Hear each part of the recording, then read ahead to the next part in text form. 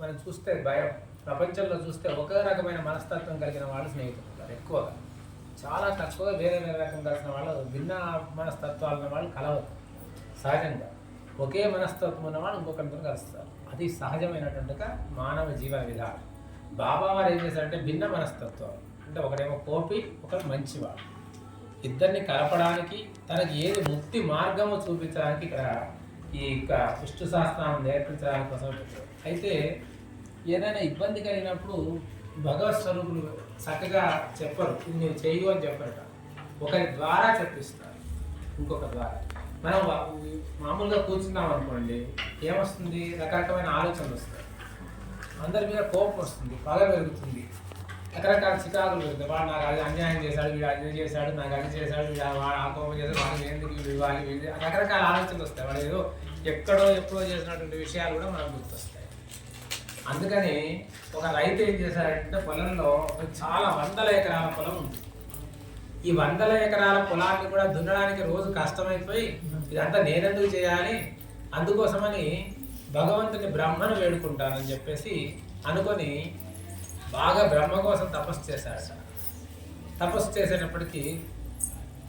చేసేటప్పటికీ బ్రహ్మ ప్రత్యక్షమై అన్నాడంట, నీకేం కావాలి కోరుకో అంటే వాడికి ఏం ఆలోచన రాలేదు. అక్కడ ఉన్నటువంటి మొత్తం పొలాన్ని చూసి అప్పుడు చెప్పాడ, దేవా నాకు ఏది అవసరం లేదు, ఏది కావాలి అంటే నేను చెప్పిన పనల్లా చేసేవాడు ఒకడు కావాలి, నాకు ఇంత నేను చేయలేకపోతున్నాను కాబట్టి నాకేం కావాలి, నేను చెప్పిన పనంతా చేసేవాడు కావాలి. అంటే బ్రహ్మ సరేరా, నీకు ఒక రాక్షసుని ఒక ఇస్తా, వాడు నువ్వు ఎంత పని చెప్పినా చేస్తాడు, కానీ పని ఆపితే మాత్రం నేను తినేస్తాడు, నువ్వు చెప్పడం మానేసావు అనుకొని నేను తినేస్తాడని చెప్పాడు. సరే అని ఇప్పుడు ఏం చేయాలి, రోజు రాసుకున్నాడు ఒక సంవత్సరం వరకు లిస్ట్, ఈ పని వీడు ఆపకుండా చెప్పడానికి. అరే పొలం దున్ను, నీళ్ళు 100 ఎకరాలకు పొలం దున్నేసాడు, 3 రోజులను దున్నేసాడు. అమ్మ ఇదేంటి 100 ఎకరాలు 3 రోజులు దున్నేసాడు. ఇప్పుడు నీళ్లు పెట్టమంటే 1 గంటలో పెట్టేస్తున్నాడు, వచ్చేస్తున్నాడు, మళ్ళీ పని అంటున్నాడు. ఇది పని చేయమంటే ఆ గడ్డి కోయమంటే ఒక 10 నిమిషాల్లోకి వస్తున్నాడు, మళ్ళీ పని అని అడుగుతున్నాడు. ఎన్నిదైనా చెప్తాడు. చివరికి ఆపకుండా చెప్తున్నా అని అడిగి దాని వల్ల అవ్వట్లేదు. చెప్పి చివరి అసలు ఏం చేయాలి, ఆపితే వాడు కోరుకున్న దేవుడిని కోరుకున్న ఇచ్చేసాడు కదా. మనం అనుకుంటాం భగవంతుడు మనకి ఇవ్వట్లేదు అని, కానీ ఇస్తే అది మనకి ఏది క్షేమో మనం చెప్పాను కదా. అట్లనే వీడు రోజు అడుగుతుంటే ఏం చేస్తాడు, ఎక్కడికైనా ఎన్ని పనులు చెప్తాడు, ఎన్ని పనులు చెప్పినా మళ్ళీ వస్తున్నాడు పని అంటున్నాడు, 10 నిమిషాలు ఒక రోజు చేస్తున్నాడు, పని అంటున్నాడు. ఎక్కడి నుంచి చెప్తాడు పని, ఎంత పని ఉన్నా సరే. ఇలాంటి ఏదో నాలాంటి వచ్చిరాని గురువు దగ్గరికి వెళ్ళాడట. వెళ్ళి స్వామి నేను బ్రహ్మదేవుడిని వరం కోరుకున్నాను, ఏదైనా పని చేసేవాడిని ఇవ్వమని. ఆ పని చేసేవాడు ఇచ్చాడు బ్రహ్మదేవుడు, ఇవ్వలేదని దేవుడు భగవంతుడు ఇచ్చేశాడు. కానీ వాడికి ఏం చెప్పాడంటే నువ్వు పని చెప్పు అంటే ఇంకా నాకు సంతోషం కదా, పని చేసేవాడికి ఇంకేంటిది అని అనుకున్నాను నేను తప్ప, ఇంత ఘోరంగా ఉంటుంది. వాడి ఒక చెప్పగానే పని చేస్తున్నాడు, వచ్చేస్తున్నాడు, మొత్తం మళ్ళీ పని అడుగుతున్నాడు. నాకు ఎంత పని ఉంటుంది, నేనేం చేయలేకపోతున్నా, ఏం చేయాలి అని అడిగాట. అవునా మరి ఏం బ్రహ్మాన్ని అది ఎందుకు కోరుకున్నావా, మరి ఇంకా వేరే విషయాలు ఏం లేవా అంటే, నాకు చాలా 100 ఎకరాల పొలం ఉంది స్వామి, ఆ పొలాన్ని అంతా దున్నడానికి నాకు చాలా కష్టమైపోతుంది, అందుకోసమని నేను కోరుకున్నానంటే, అయ్యో సరే అట్లాగా అని చెప్పేసి నీకు చెవిలో ఒక మంత్రం చెప్తే ఆ మంత్రం చేయు అన్నాడు. సరే అని చెప్పేసి చెవిలో ఏదో చెప్పాడు. వెళ్ళాడు. వెళ్ళగానే వెంటనే మళ్ళీ పని అని అడిగాడు.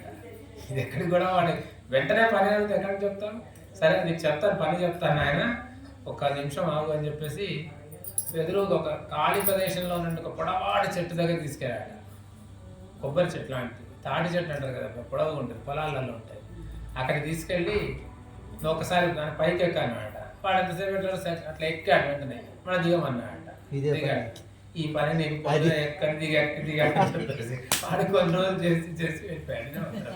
కాబట్టి మన మనస్సు కూడా అదే, ఖాళీగా ఉందనుకోండి రకరకాల ఆలోచనలు వెళ్తుంటాయి, రకరకాలు. ఒకే దాని మీద సాధన చక్కగా చేసుకుంటే అనుకోకుండా ఆ మనస్సు కేంద్రీకృతమైపోతుంది. అప్పుడు మనకు ఈ సమస్యలు ఉండవు, మన ఆరోగ్యము బాగుంటుంది, మనస్సు బాగుంటుంది. లేకపోతే మనకి ఒకసారి కూర్చోండి, ఖాళీగా కూర్చొని చూడండి 10 నిమిషాలు, ఎవడో ఎప్పుడో చేసిన సమస్య మనకు గుర్తొస్తుంది. వాడు అప్పుడు నాకు అది చేశాడు కదా, అబ్బా వాడు ఎక్కువ, లేకపోతే ఎప్పుడో ఏదో చికాకులు, వాళ్ళు ఇట్లా రాజకీయం చేస్తున్నారు, వీడు ఇట్లా మాట్లాడుతున్నాడు, వాడు అట్లా చేస్తున్నాడు. ఇదే తప్ప మన డెవలప్మెంట్ గుర్తురాదు. మనం ఏం చేద్దాం, మనం ముందుకు ఏ విధంగా వెళ్దాం, మన మనస్సు కంట్రోల్ ఉంటుంది. అందుకని ఆ కంట్రోల్ చేయడానికి కోసమై సాధన అవసరం. సాధన చేయాలి అంటే ఇక్కడ సత్సంగాలలో పాల్గొనాలి, సేవ చేయాలి. అట్లాంటి సాధన చేయడం వల్ల, అందుకే విష్ణు సహస్రనామం చేయడం వల్ల ఏంటి, అలా రోజుకి ఒకసారి చదివినా సరే మనకు అనుకోకుండా ఏకాగ్రత పెరుగుతుంది, ధ్యానం దాని మీద దృష్టి పెరుగుతుంది. ఆ నామాలు చదవడం వల్ల మనలో ఉన్న చెడు పోతుంది. శనివారమే పెట్టడం వల్ల ఇంకా విశేషం, శనివారం చదివితే చాలా మంచిది.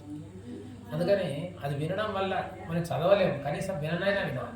అట్లా చేయడం వల్ల మనలో దోషాలన్నీ కూడా పోయి చక్కగా ఉంటాం. అలా చేయగలుగుతాం. బాబావారి చెప్పేసి అయితే మనం ఏదైనా సరే